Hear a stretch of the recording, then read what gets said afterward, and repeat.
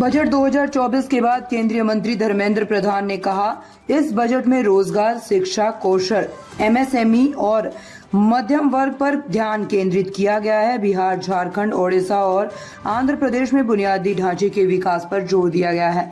Budget में खास क्या है? खास रोजगार के लिए अनेक योजनाएं हैं, स्किलिंग के लिए योजनाएं हैं, मध्य वर्गियों की सशक्तिकरण हो, विशेष करके उनकी जिंदगी में और सहूलियत आए, उसके लिए अनेक योजनाएं हैं। और देश की, कोई भी देश की अर्थनीति की मजबूत स्तंभ उस देश की एमएसएमई होता है। इस बजट में ये चारों सेक्टर के लिए एम्प्लॉयमेंट, स्किलिंग, एमएसएमई और मिडिल क्लास, ये चार फोकस एरिया है। इस बजट में पहली बार 11.11 लाख करोड़ रुपया की कैपिटल स्पेंडिंग हुई है। इस बजट में रोजगार, शिक्षा, स्किलिंग के लिए 1,48,000 करोड़ रुपया की वित्तीय प्रबंधन किया गया है।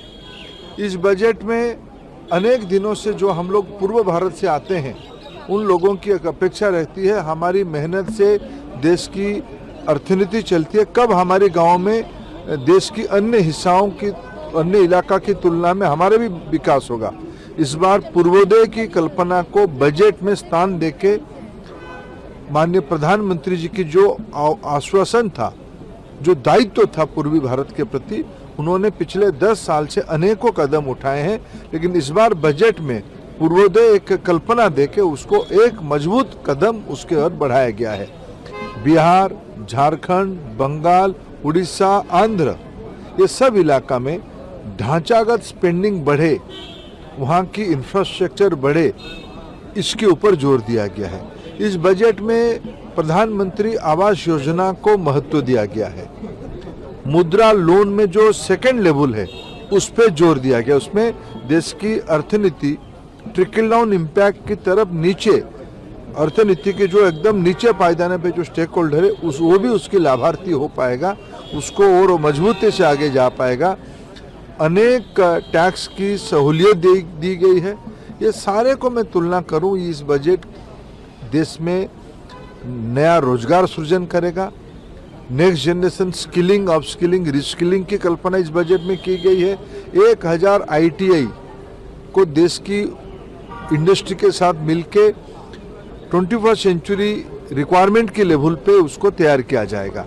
एजुकेशन लोन, स्किल लोन, अनेक युवा हितैषी कार्यक्रम इस बजट में लाया गया है। लेकिन विपक्ष का कहना है कि ये जो बजट है, ये बिहार आंध्रा सेंट्रिक बजट है और नंबर 2 की सरकार बचाने वाला बजट है। ये बजट देश की मध्यवर्गीयों के लिए है। ये बजट देश की, क्या प्रधानमंत्री आवास योजना सिर्फ बिहार और आंध्र में बनने वाला है? देश की सभी राज्यों में बनने वाला है। मुद्रा लोन के लाभार्थी क्या चंद राज्यों में होंगे या देश भर में होंगे?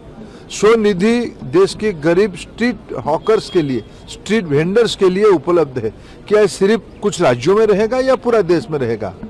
विपक्ष एक नकारात्मक मानसिकता से गुजर रहा है। विशेष करके कांग्रेस पार्टी लगातार तीसरी बार फेल हुई है।